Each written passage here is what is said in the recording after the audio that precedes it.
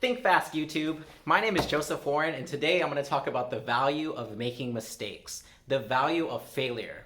Not just failing, but failing forward, failing and not giving up. The reason I have this glove today is because it's signed by Mike Tyson, and he has a famous quote that goes like this: "Everyone has a plan until they get punched in the mouth."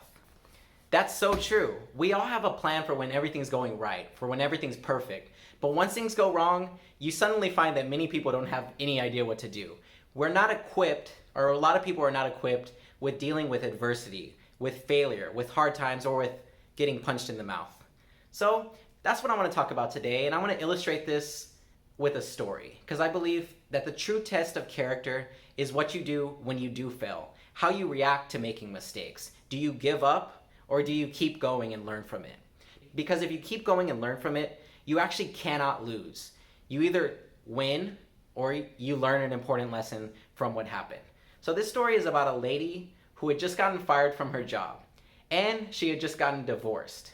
She was struggling to make ends meet, and to make things worse, she wasn't just taking care of herself, she was having to take care of a young child. She was an aspiring writer, and she had written a book that she was giving to all these publishers around town, and 12 of them rejected her. Rejection after rejection after rejection. Failure after failure after failure. Did she give up? No. This lady is J.K. Rowling, and as you may have guessed, she wrote the Harry Potter books. Think about how you deal with failure. Do you see failure as a reason to give up, or do you see it as a reason to keep going and maybe make a few tweaks and get better? Because if you do, that gives you an advantage over many people. Just like it gave Mike Tyson an advantage when he was boxing, it can give you an advantage in life. See, I believe the reason that Mike Tyson has that quote is because he was recognizing another advantage or an edge that he had over other boxers.